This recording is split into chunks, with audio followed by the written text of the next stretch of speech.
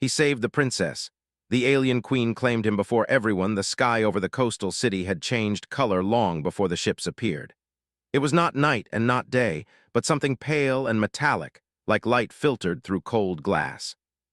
People stood in the streets and on broken balconies, staring upward, unsure whether to run or pray. The air hummed low and steady, a sound that pressed into the chest and made breathing feel heavy. Mara held her son close. His name was Eli. He was small for his age, thin from weeks of poor food and restless sleep, but his eyes were bright. He did not cry when the sound grew louder. He only looked up, curious, as if the sky itself had become a puzzle. The ships arrived without fire or thunder. They simply appeared, vast shapes sliding out of nothing, layered and smooth, reflecting the dull light around them. They hung in the air like thoughts too large to understand. No missiles fell. No cities burned. That almost made it worse. Mara tightened her arms around Eli and stepped back into the shadow of a collapsed building. Around her, people whispered, screamed, or froze. Some ran. Some fell to their knees. A few raised their hands as if surrender could be guessed across a distance like this. Then the beams came down. They were thin and quiet, sweeping across streets and ruins, touching people for a second before moving on. Where the beams passed, devices in the hands of the descending aliens glowed and pulsed with light. The aliens were tall and pale, their forms wrapped in smooth armor that seemed grown rather than built. Their movements were calm, almost gentle. They did not rush. They did not shout. They scanned. Mara watched one step closer. Her heart beat so hard she thought it might tear her apart from the inside. She wanted to run. Every instinct screamed at her to turn and flee, to hide Eli somewhere, anywhere. But there was nowhere left. The city had already been broken by storms and shortages. The invasion had only finished what time had started. The scanning beam passed over her shoulder. Nothing happened. It slid over her chest, her arms, her face.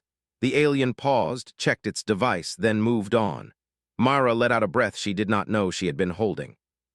Then the beam touched Eli. The device in the alien's hand flared bright white. A sharp tone echoed through the street, cutting through the low hum of the ships. Other aliens stopped and turned. Their heads tilted in unison, focusing on the child in Mara's arms. Mara felt it before she understood it, the sudden shift, the attention, the way the air seemed to tighten. "No," she whispered, though no one had spoken to her. She pulled Eli closer, turning her body so her back faced the aliens. The beam followed. More tones sounded, overlapping now, urgent. The alien stepped forward, extending a long, slender hand. Mara did not think. She moved. She stepped between the alien and her child, spreading her arms wide, placing her body fully in front of Eli. Her legs shook. Her mouth went dry. She knew in that moment how small and fragile she was, but she did not move aside. The alien stopped. It looked at her, then at its device, then at her again. The beam flickered, recalibrating. It swept across Mara's body once more. The device dimmed slightly, confused. Mara met the alien's gaze. She did not understand its eyes, but she understood the distance in them. The cold calculation. She shook her head slowly. Behind the alien, high above the city, something ancient watched. The alien queen had ruled for longer than human history could measure. Her mind was spread across fleets and worlds, her awareness layered through machines and living observers. She felt the scan anomaly the moment it appeared, a sharp spike in probability and potential. She narrowed her focus. Through the eyes of the field envoys, she saw the human female standing unarmed before one of her collectors. She saw the child behind her, the source of the signal. She also saw something else, something the machines did not measure. The human was afraid. But she did not retreat. Across thousands of conquered worlds, no subject had ever done this. Resistance had come as violence or submission. Never this. Never a single body placed between power and vulnerability with no hope of survival. The queen leaned closer, her consciousness tightening around the moment. On the ground, the alien envoy lifted its hand again. It gestured, a smooth motion meant to be non-threatening. A translation field activated, filling the air with a soft tone. "Step aside," the voice said, flat and neutral. "The offspring has been identified." Mara did not understand the words fully, but she understood the intent. She shook her head harder this time. "No," she said aloud. Her voice cracked, but she did not lower her arms. "You can't." The alien paused. Its device pulsed again as Eli shifted behind her, pressing his face into her back. She felt his small hands grip her shirt. "Mama," he whispered. "I'm here," she said without looking back. I've got you. The alien raised its hand higher, signaling others. Two more stepped closer, their devices glowing in response to the child's presence. The street felt suddenly crowded, though only a handful stood there. Above them all unseen, the queen made a decision. Do not remove the human, she commanded, her will flowing through the network. Observe! The field envoy hesitated. That alone was remarkable. It lowered its hand slightly and adjusted its scan parameters. The beam widened, softening as it passed over both mother and child together. The readings shifted. The child's neural activity spiked, then stabilized. Patterns formed, complex and adaptive. But what caught the queen's attention was the dependency curve. The child's potential did not exist in isolation. It was tied, deeply and inseparably, to the human shielding him. The queen had collected warriors, thinkers, creators. She had shaped civilizations by isolating and enhancing their strongest traits. This was different. This strength could not be separated without damage. On the street, the aliens withdrew a step. The tension eased just slightly. People nearby dared to breathe again. Mara did not lower her arms. Minutes passed, or seconds. Time felt strange under the ship's shadow. Finally, the lead alien spoke again. You will accompany us, it said. The offspring requires further observation. Mara's heart sank. She looked down at Eli, then back up, her jaw tight. If he goes, she said slowly, choosing each word like a weapon, I go. The alien tilted its head. This response had not been expected. The queen listened. Accepted, the alien said after a pause. Compliance will ensure survival. Mara did not thank it. A field of light formed around them, lifting them gently from the cracked pavement. Eli clutched her neck, burying his face against her shoulder as the ground fell away. Mara closed her eyes, not in surrender, but in resolve. High above Earth, within a vessel older than nations, the alien queen watched the human woman and her child arrive. For the first time in centuries, she did not see a resource. She saw a challenge. And she wondered, distantly, what it would cost her to learn why a fragile species would stand unarmed before the stars, and refuse to move. The ship did not feel like a prison, but that made it more frightening. There were no bars, no chains, no sharp orders shouted into the air. The walls were smooth and warm to the touch, curved like the inside of a living thing. Soft light flowed without a visible source, shifting gently as Myra and Eli were guided through long corridors. Myra never let go of her son. Eli watched everything with wide eyes. The fear that should have overwhelmed him never fully arrived. Whenever it tried, it softened under the steady rhythm of his mother's breathing and the warmth of her arms. He pressed his ear to her chest, listening to her heartbeat like an anchor. Other humans were not brought with them. That alone told Myra how dangerous this was. Whatever the aliens wanted, it was only for Eli. They were led into a chamber larger than any building Myra had ever seen. The ceiling stretched upward and vanished into shadow. Platforms floated silently, rearranging themselves as if responding to invisible thoughts. Figures stood along the edges of the room, watching without speaking. At the center, a single shape waited. The alien queen did not look like Myra expected. She was tall, taller than the others, but not monstrous. Her form was layered and elegant, her surface shifting like dark water under starlight. Multiple eyes regarded Myra and Eli, not with hunger, but with intense focus. Myra felt her knees weaken. This was not just another alien. This was power given form. Still, she stepped forward. The queen's voice filled the chamber, not loud but impossible to ignore. It seemed to bypass Myra's ears and settle directly into her thoughts, already translated, already understood. You are the human who shielded, the queen said. Myra swallowed. I'm his mother. Yes, the queen replied. That role is significant. Myra did not like the way the words sounded in the queen's voice, as if it were both rare and puzzling. She tightened her grip on Eli. What do you want from him? Myra asked. The queen did not answer right away. Instead, she gestured and the space around them changed. Light formed shapes in the air, patterns and symbols that shifted too fast to fully grasp. Your offspring carries a neural configuration not previously recorded, the queen said. It adapts rapidly. It stabilizes under emotional pressure rather than collapsing. Myra did not understand most of that. She understood enough. He's just a child, she said. He doesn't belong to you, the queen studied her. Across the galaxy, value determines fate, she said. Your species has value, your child has exceptional value. Eli lifted his head then. He looked directly at the queen, curiosity outweighing fear. "Are you the boss?" he asked. The room went very still. Several attendants shifted, their attention snapping toward the child. No being had spoken to the queen like that in centuries. The queen paused. Something flickered across her expression, too subtle to name.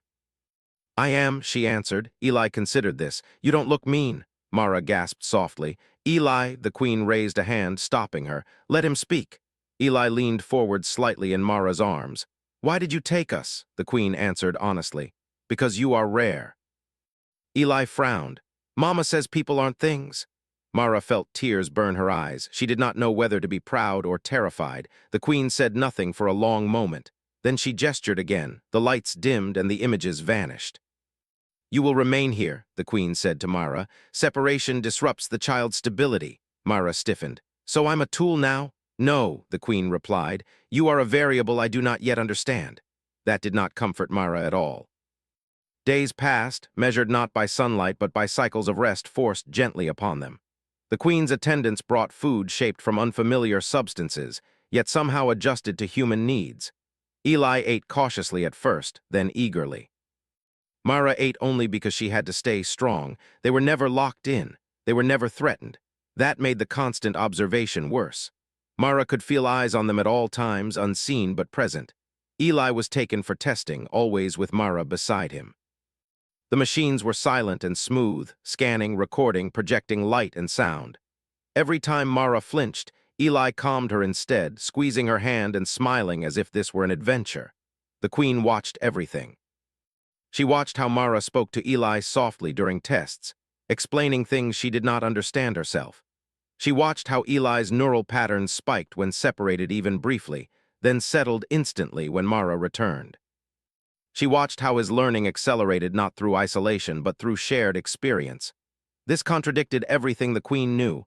Her empire was built on extraction, take the strongest, remove weakness, enhance efficiency. Emotional bonds were liabilities, something to be controlled or eliminated, and yet here was a child whose strength came from attachment. The queen summoned Mara alone one cycle. Eli slept nearby, guarded but untouched. "You resist," the queen said. Mara met her gaze. "I protect." The queen tilted her head slightly. "You would die for him." "Yes," Mara said without hesitation. The queen processed this. Across countless worlds, loyalty was enforced through fear or reward. Sacrifice without incentive was inefficient. "And if your death ensured his survival?" the queen asked. Mara's voice shook, but her answer did not. "Then I'd die." The queen felt something unfamiliar then, a tightening within her vast awareness. Not threat, not anger, wait. "You know he may never return to your world," the queen said. Mara nodded slowly. "I know. And yet you stand before me," the queen said, unarmed, defiant.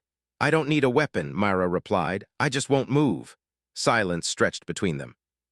The queen dismissed Mara, but her thoughts did not release her. As cycles turned, unrest stirred within the empire. High-ranking collectors questioned the queen's interest in a single human child. Reports circulated. Data leaked.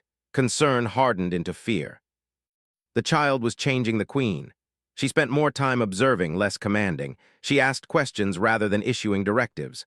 Worlds long under strict control experienced subtle shifts. Patrols softened. Policies adjusted. Some called it evolution.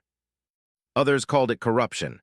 Eli sensed the tension before anyone told him. He asked fewer questions during tests. He watched the queen closely when she appeared, head tilted, eyes thoughtful. "Are they mad at you?" he asked her once. The queen answered truthfully. "Some are." "Because of me?" Eli asked. "Yes." Eli looked down. "I didn't mean to." The queen felt that same strange weight again. "Intent does not determine consequence," she said. Eli frowned. "Mama says it should." Mara watched from the side, heart aching. She could see the storm forming. Empires did not change quietly. She took Eli into her arms that night and held him longer than usual. "No matter what happens," she whispered, "you stay kind." Eli nodded sleepily. "I learned that from you." Far away in chambers sealed from human eyes, the queen faced her council. Voices rose, accusations flew, words like weakness, contamination, and risk filled the air. "The human child must be isolated," one demanded, "or eliminated." The queen stood taller than them all. "No," she said. It was the first time she had ever refused her own empire. And as dissent spread like fire through the stars, the queen realized something with chilling clarity. Claiming the human child had been easy. Understanding the human mother might cost her everything. Change did not arrive all at once. It crept through the Queen's empire quietly, like a shift in gravity that no one noticed until things no longer stood where they used to. Eli continued his studies, but they no longer felt like tests. The machines adjusted themselves around him, responding to his moods as much as his thoughts. When he was calm, they glowed softly. When he was confused, they slowed. When he laughed, some of the attendants exchanged uneasy looks, unsure why a sound so small could disrupt systems so old. Myra noticed everything. She noticed how the Queen appeared more often now, sometimes standing in silence, simply watching Eli learn. She noticed how orders came later, softer, as if filtered through hesitation. She noticed the looks the attendants shared when the Queen lingered too long. Something was changing, and not everyone welcomed it. Eli learned languages without effort. Not by memorizing symbols, but by feeling meaning. He could hear the tone behind words, the intent beneath commands. When two attendants argued quietly near the wall, Eli turned and looked at them. "You're scared," he said to one. The attendant froze. "You're angry," Eli said to the other. "But you don't want to be." Neither answered. They only stared. The Queen watched this with growing focus. Empathy had always been considered a weakness among the stars, something to be managed or suppressed. Yet here it was, not slowing the child, but sharpening him. "You see what others hide," the Queen said to Eli during one observation cycle. Eli shrugged. "It's loud. Feelings are loud." Mara smiled faintly, though worry pressed heavy in her chest. Loud things drew attention. Attention drew danger. The Empire's tension sharpened. Reports reached the Queen daily. High-ranking collectors delayed orders. Some worlds questioned new policies. Others demanded the human child be removed from the core systems. Mara felt it in the air. The quiet was no longer calm. It was waiting. One cycle, Eli was taken for observation as usual, but the room felt wrong. The attendants were different. Their movements were stiff. Their eyes avoided Mara's. Eli sensed it too. He squeezed her hand. "Something's off," he whispered. Myra's heart tightened. "Stay close to me." The Queen arrived moments later, faster than usual. Her presence filled the room, heavy and sharp. "What is this?" she asked, her voice colder than Myra had ever heard it. One of the attendants stepped forward. "A procedural adjustment," it said, "for efficiency." The Queen's eyes narrowed. She looked at the machines, at the altered parameters, at the distance they were trying to place between mother and child. "No," she said. The attendant hesitated. That hesitation turned into open defiance. "The Council has voted," it said. "The human influence is destabilizing the Empire. The child must be isolated." Mara stepped forward instantly, placing herself in front of Eli, arms wide as she had on Earth. The Queen saw it, the same stance, the same refusal. "I will not permit it," the Queen said. "This is no longer your decision alone," another voice added from the shadows. More figures emerged, their presence heavy with authority. The Council had come in person. Eli pressed into Mara's back. "Mama," he whispered, afraid now. "I've got you," she said, her voice steady despite the fear clawing at her chest. The Queen stood between them and the Council. "You challenge my rule," she said. "We protect the Empire," the Council replied. The air vibrated with restrained power. Systems across the chamber hummed louder, reacting to the conflict. Eli did something then that no one expected. He stepped out from behind Mara. "Stop," he said. The room froze. Myra reached for him, panic flaring. "Eli, no." He turned back and touched her hand. "It's okay, I'm not leaving." Then he looked at the Council. "You're scared," he said simply. "All of you?" "That is irrelevant," one replied sharply. "It is," Eli said, "because when you're scared, you hurt things before they can hurt you." Silence stretched long and heavy. The Queen felt something shift inside her systems, a cascade of probabilities realigning. This was not manipulation. This was understanding. "You fear losing control," Eli continued. "But control isn't the same as safety." "Enough," one council member snapped. "This is why he must be removed." "No," the Queen said again, louder this time, final. "You would tear him apart to preserve an idea," she said. "I will not allow it." "And if we force you?" the council asked. The Queen looked at Eli. At Mara, at the human bond that refused to break under pressure. Then she did something that had never been done. She opened the Empire's inner channels, every world, every fleet. Every mind connected to her network felt the shift as she shared something not as data but as experience. They felt Mara's fear, her resolve, her willingness to die rather than step aside. They felt Eli's empathy, his confusion, his hope. They felt the moment on Earth when a human stood unarmed before the unknown and did not move. The council staggered. Some cried out. Others fell silent. "You extract value," the Queen said, her voice echoing through the stars. "Humans cultivate it." The connection closed. The chamber was quiet again, but the Empire was no longer the same. The council withdrew, shaken, divided, some left in anger, others left in doubt. That night's cycle, Mara held Eli as he slept, her hands trembling now that the danger had passed. "You were brave," she whispered. Eli shook his head sleepily. "I was scared." "That's what brave is," Mara said. Across the ship, the Queen stood alone, processing the irreversible change she had triggered. Her empire would never fully return to what it was. She realized, with a clarity that surprised her, that the human child had not been claimed by her. He had claimed her attention. And through her, he was quietly, gently, changing the stars. The change could no longer be hidden. Across the Empire, systems adjusted in ways no algorithm had predicted. Patrol fleets slowed their advance. Resource extractions paused mid-cycle. Entire worlds felt the Queen's hesitation like a tremor through their foundations. For the first time in generations, the Empire did not move as one, and everyone knew why. The human child. Mara felt it in the way attendants now looked at her and Eli. Some gazes were softer, almost curious. Others were sharp, filled with resentment. She never let Eli out of her sight, not for a moment. The Queen summoned Mara again, but this time the chamber was different. It was open, wide, filled with light from distant stars. No council members stood hidden in the shadows. This was not a confrontation. This was a question. "The Empire is fracturing," the Queen said, standing before Mara and Eli. "Not through rebellion alone, but through doubt." Mara held Eli's hand. "You showed them something they weren't ready to see." "Yes," the Queen replied. "And I must now decide what to do with it." Eli looked up at her. "You're not mad." "I am uncertain," the Queen said. "That is worse." Mara took a breath. "On Earth, uncertainty means it's time to listen." The Queen considered that. Reports flowed through her awareness. Entire factions had split. One group called themselves the Continuance, demanding the Empire return to its pure, efficient design. Another group, smaller but growing, called themselves the Keepers. They believed the Queen's shift was not weakness, but growth. The Continuance were mobilizing. They did not announce war. They never had. They simply began isolating systems loyal to the Queen, cutting communication, redirecting fleets. Not attacking, preparing. The Queen saw the pattern immediately. It was how she herself had once taken power. "They will come," the Queen said, "not to destroy you, to take you." Mara's blood ran cold. "No. They believe removing the source of change will restore order," the Queen continued. "They believe the child is the source." Eli squeezed Mara's hand. "I don't want anyone to get hurt." The Queen lowered herself slightly, bringing her many eyes level with him. "Your desire is noted, but outcomes are rarely so clean." Mara stepped forward. "Then don't fight them the way you always have." The Queen paused. "Explain." "Talk to them," Mara said. "Let them see what you showed the council. Let them feel it." "They will resist," the Queen replied. "Emotion is inefficient."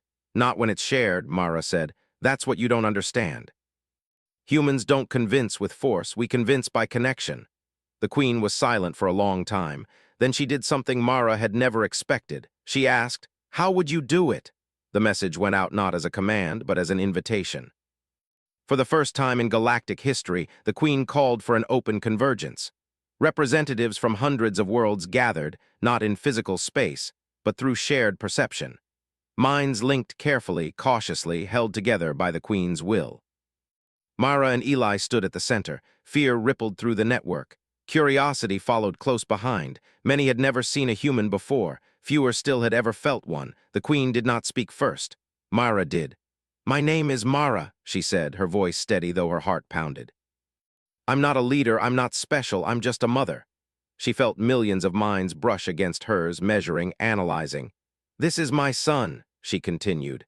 "You took him because you saw potential, but you don't understand where it comes from."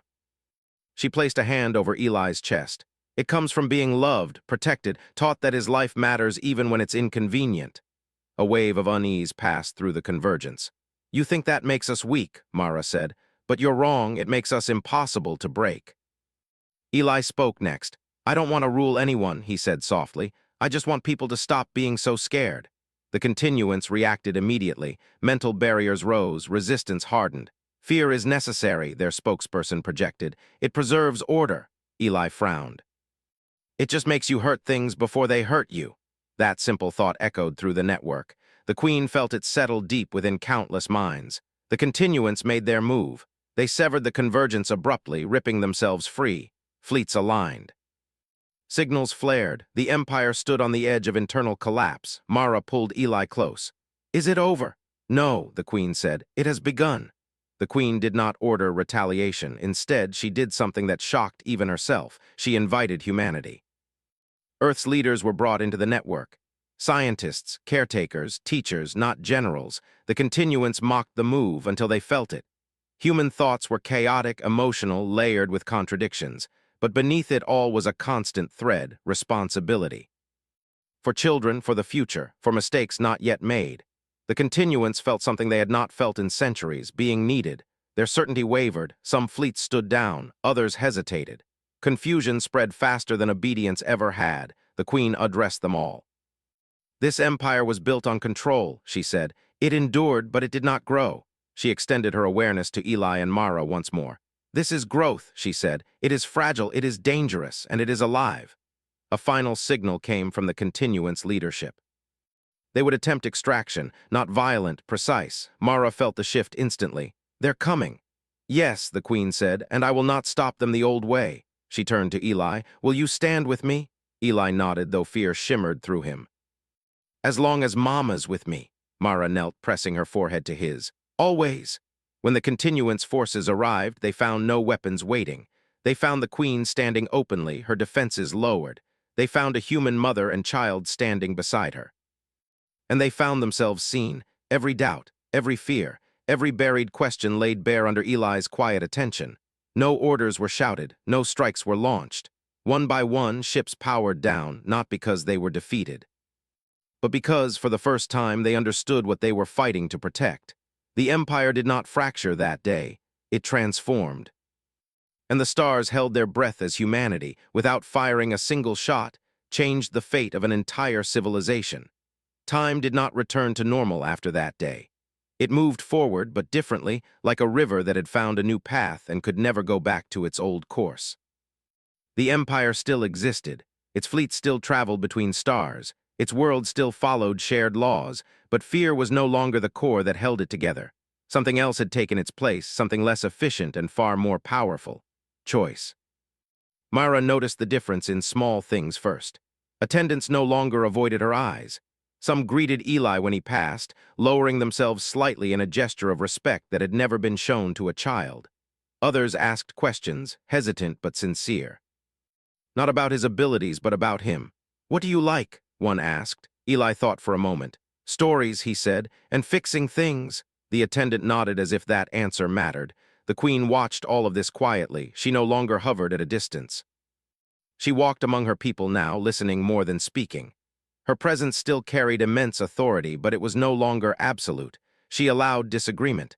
She allowed uncertainty. She allowed growth. The continuance did not vanish. Some factions withdrew from the core systems, choosing isolation over change. The Queen let them go. Control through force had always been easy. Letting go was harder and necessary. Humanity was formally invited into the galactic community soon after, not as subjects. Not as resources, as partners. When the message reached Earth, the response was chaos. Fear, anger, wonder, debate. But beneath it all was a quiet truth that spread quickly once people heard the story.